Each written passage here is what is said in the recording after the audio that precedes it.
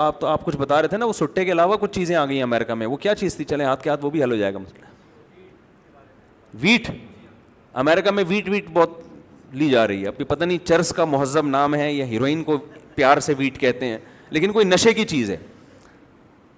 جو ڈیٹیل یہ U S A سے آئے, جو ڈیٹیل انہوں نے مجھے بتائی, میں نے کہا تو جائز نہیں ہے. کہہ رہے ہیں لوگ کہتے ہیں اسے پی کے نشہ تھوڑی آتا ہے, شراب پی کے تو ٹن ہو جاتا ہے نا دماغ, اسے پی کے تو دماغ ٹن نہیں ہوتا. یوں سمجھ لیں کہ انگلش میں چرس, صحیح ہے نا, سادہ زبان میں یہ کہوں گا. تو میں نے کہا میرے بھائی چرس بھی حرام ہے, ہیروئن بھی حرام ہے. ہیروئن پی کے بھی کوئی دماغ آؤٹ چرس پی کے بھی نہیں ہوتا, بلکہ دماغ سیٹ ہوتا ہے چرس پی کے. دماغ خراب ہوتا ہے جب چرس نہ ملے. تو اس اصول کے مطابق تو چرس پینا پھر واجب ہو گئی. کیا خیال ہے بھائی؟ کیونکہ چرس پینے سے دماغ سیٹ ہوتا ہے چرسیوں کا, ایسا ہی ہے نا. تو چرس پینا کیا ہو گئی پھر؟ اب کوئی چرسی میرے پاس آئے اور کہے کہ جی میں ویٹ پیتا ہوں, پینے کا لفظ استعمال ہوتا ہے اس کے لیے, یا میں جناب چرس پیتا ہوں, میں کہوں کہ حرام ہے, وہ کہ حرام کیوں ہے, میرا تو دماغ اس سے سیٹ ہوتا ہے. تو میں جواب میں یہ کہوں گا چرسیوں کا سیٹ ہوتا ہے, نارمل آدمی کا سیٹ نہیں ہوتا. یہی اس کے ناجائز ہونے کی دلیل ہے کہ تم نے ایسی چیز پینا شروع کر دی ہے, تمہیں نہیں ملے گی تو تمہارے دماغ کی سیٹنگ خراب ہو جائے گی. یہ بھی تو نشہ ہے نا. دیکھو جیسے شراب پینے سے کھوپڑی آؤٹ ہوتی ہے, تو ایسے ہی چرس نہ پینے سے چرسیوں کی کھوپڑی آؤٹ ہوتی ہے. اس کا مطلب یہ چیز بالآخر کھوپڑی کو آؤٹ کرنے کا ذریعہ بنتی ہے. تو پینے والے کی کھوپڑی آؤٹ ہوتی ہے, جو نہیں پیتا اس کی کھوپڑی آؤٹ نہیں ہوتی. اس کا مطلب پینا حرام ہے تاکہ آپ کی کھوپڑی سیٹنگ پہ رہے. روٹی آپ کھاتے ہو, نہیں ملے, کھوپڑی آؤٹ نہیں ہوتی. ٹینشن ہونا الگ چیز ہے, دماغ کا خراب ہونا الگ چیز ہے. بہکی بہکی باتیں تھوڑی کرے گا بھوک میں کوئی, ورنہ تو رمضان میں سارے افطاری کے وقت میں بہک گئے ہوتے ہیں. کیا خیال ہے؟ رمضان میں پھر یہ ہوتا ہے کہ افطاری کا ٹائم ہوتا ہے اور سب الٹی الٹی باتیں, شوہر بیوی سے کہہ رہا ہوتا آئی لو یو, مجھے آپ سے بہت محبت ہے. افطاری کے وقت میں بیوی شوہر سے کہہ رہی آپ بھی بہت اچھے ہیں.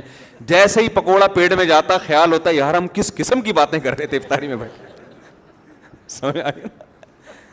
لیکن آپ دیکھتے ہیں کہ سحری کے وقت میاں بیوی کی جو کنورزیشن ہوتی ہے, وہی گالیاں, وہی ایک دوسرے کو تانے, وہی الحمدللہ افطاری میں اور زیادہ شروع ہو جاتی ہیں.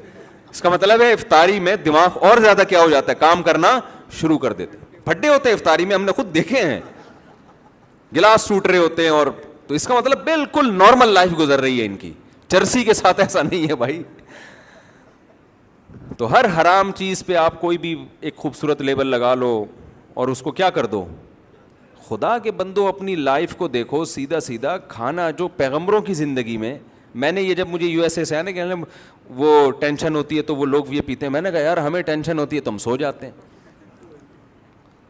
میں اب اندرون سندھ میرا سفر تھا نا 2 دن میں, کل پرسوں میں گیا ہوں, تو ایک بیان تھا میرا وہاں, بہت لمبی ڈرائیو ہوئی ہے, کچے میں, راست 2:30 بجے پہنچے, پھر نیند ہی نہیں آئی. پھر ہمیں جو کمرہ ملا سونے کے لیے اس میں اے سی جو تھا نا ہر تھوڑی دیر کے بعد بولنا شروع کر دیتا تھا وہ,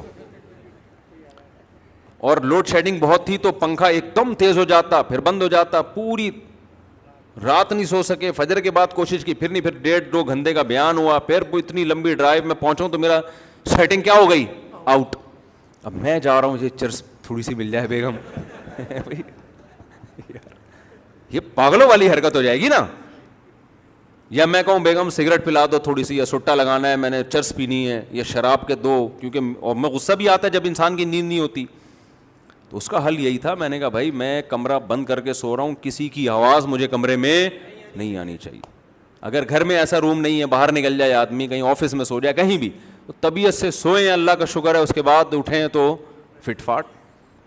تو اللہ نے ٹینشن کا یا دماغ کو سکون دینے کا حل سگریٹ میں اور سٹوں میں نہیں رکھا, وہ کس میں رکھا ہے, وہ نیند میں رکھا ہے.